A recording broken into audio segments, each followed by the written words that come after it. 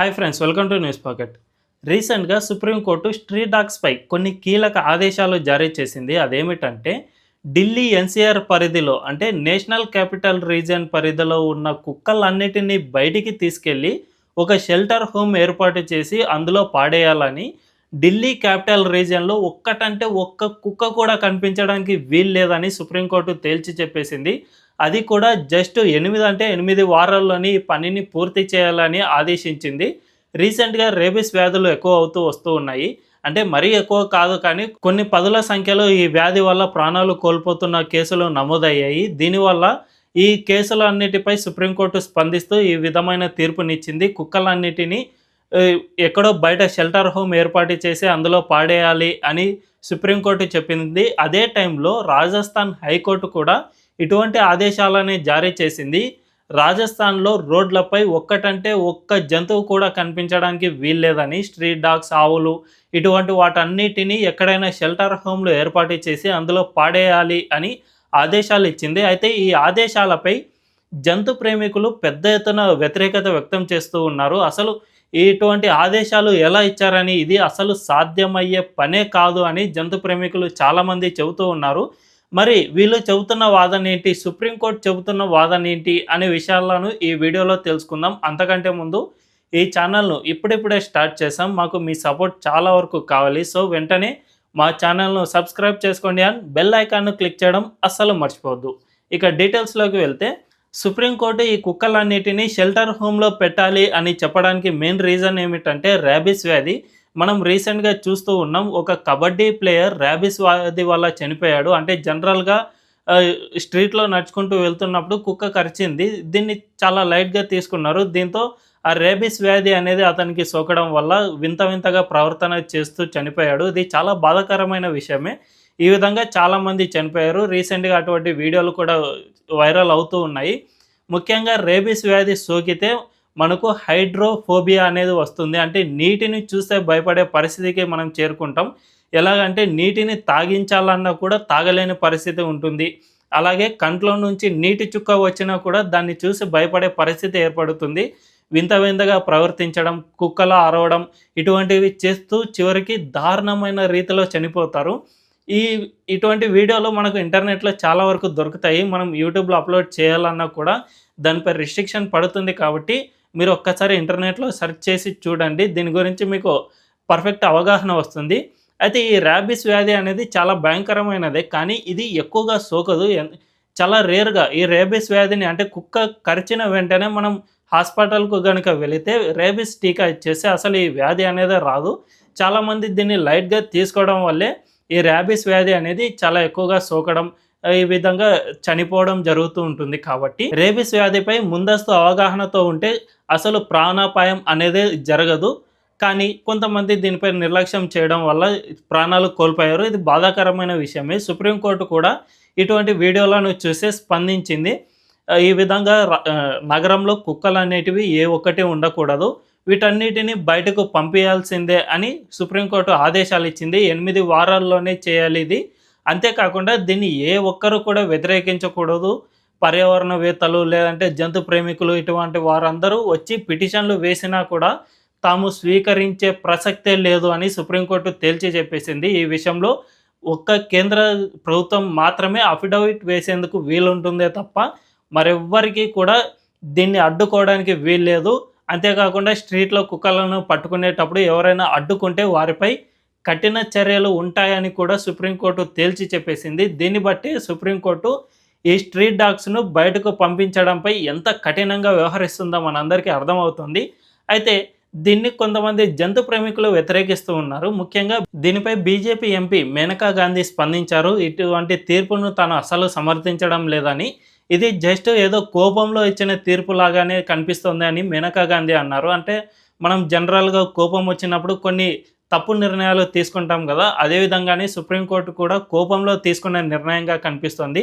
ఇది ఆలోచనతో తీసుకున్న నిర్ణయంగా అనిపించడం లేదు అని మేనకా గాంధీ అన్నారు.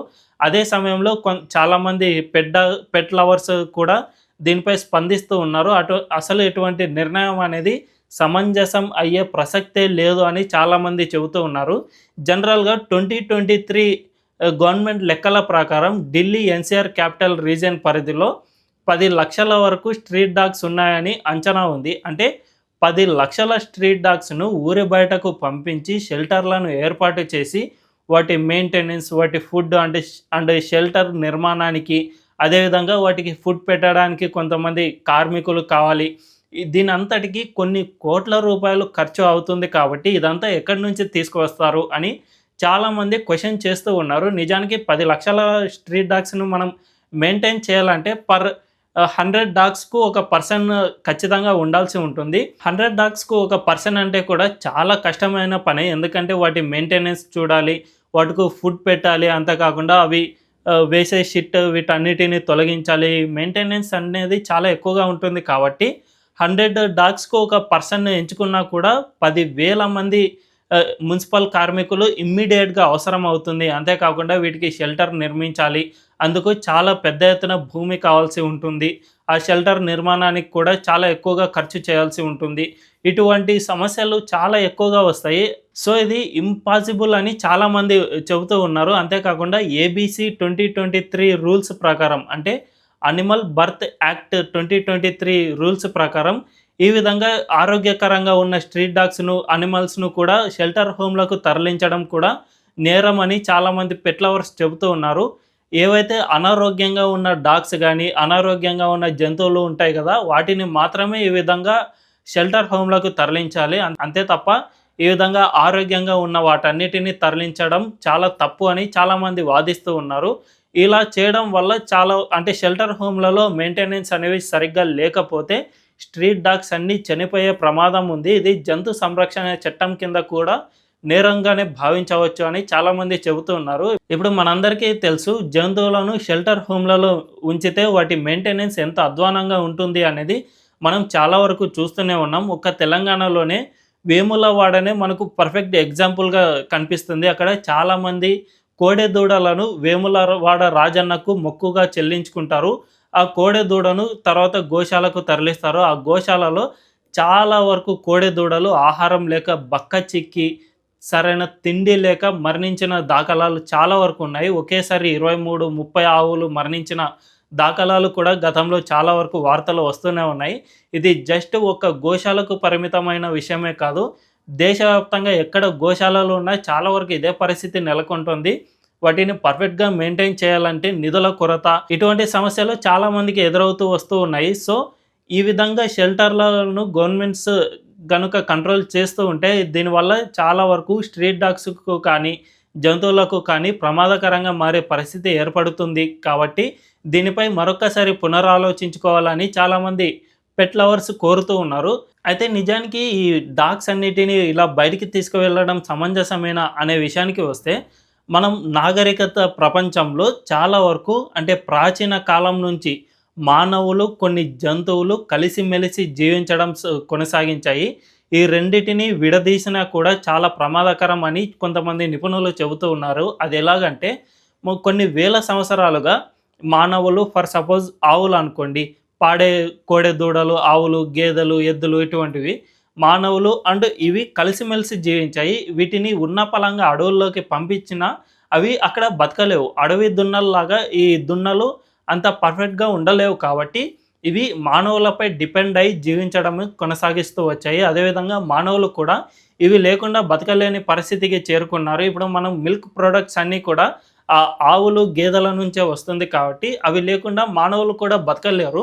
అదేవిధంగా కుక్కలు కూడా మానవులతో కలిసిమెలిసి పెరిగాయే తప్ప అవి సపరేట్‌గా ఎప్పుడూ పెరగలేదు. అవి అడవుల్లో వాటిని వదిలేసినా కూడా, ఈ విధంగా షెల్టర్ హోమ్‌లలో చూసుకున్నా కూడా అవి అంతగా బతకవు అని నిపుణులు చాలామంది చెబుతూ ఉన్నారు. కాబట్టి దీనిపై కూడా సుప్రీంకోర్టు మరోసారి ఆలోచించాల్సిన అవసరం ఉంది అని చాలామంది చెబుతూ ఉన్నారు. అంతేకాకుండా కుక్కలు ఇప్పుడు మనకు స్ట్రీట్స్‌లో స్కావెంజర్స్‌గా కూడా ఉపయోగపడుతూ ఉన్నాయి. అది ఎలాగంటే, స్కావెంజర్స్ అంటే జస్ట్ లైక్ మనం పడేసే వేస్ట్ ఉంటుంది కదా! ఆ వేస్ట్‌ను చాలా వరకు కుక్కలు కూడా తింటూ ఉంటాయి. అలాగే వీధిలో తిరిగే ఆవులు ఇటువంటివి కూడా తింటూ ఉంటాయి. దీనివల్ల మన స్ట్రీట్‌లో వేస్ట్ అనేది, ఆర్గానిక్ వేస్ట్ అనేది ఎక్కువగా ఉండకుండా జాగ్రత్త పడుతూ ఉన్నాయి.